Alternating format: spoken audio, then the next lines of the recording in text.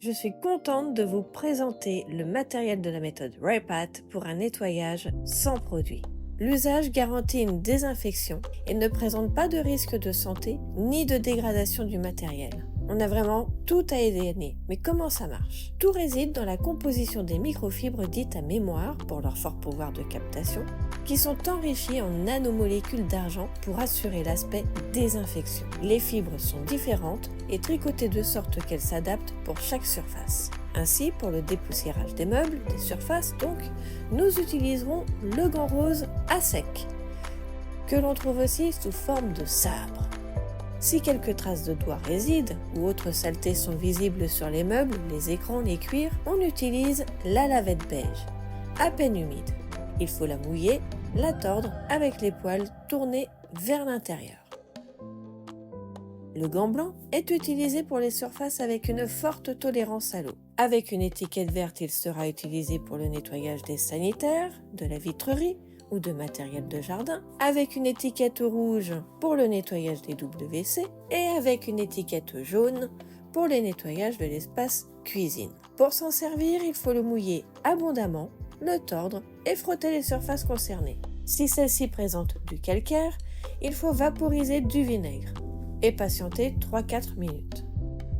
Si les surfaces sont vraiment extrêmement sales, nous pouvons utiliser la briquette de savon gris. Un passage ou deux sur le gant suffisent. Il sert aussi à détacher le gant quand il est trop sale.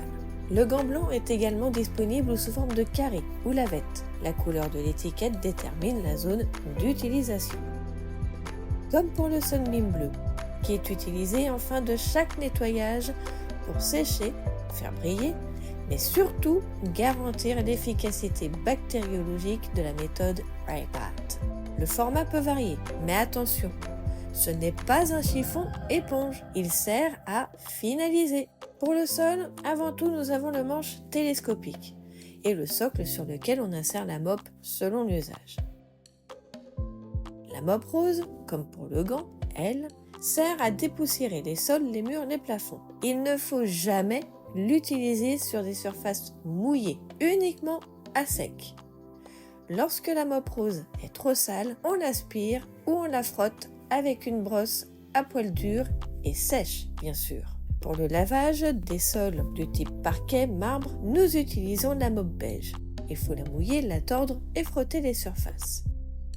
Comme avec la blanche à poil long, pour le nettoyage des surfaces avec une forte tolérance à l'eau, type carrelage, béton ciré, lino, boulon. Après son passage, il est cependant d'usage d'employer la mop blanche à poil court pour récupérer les résidus et sécher.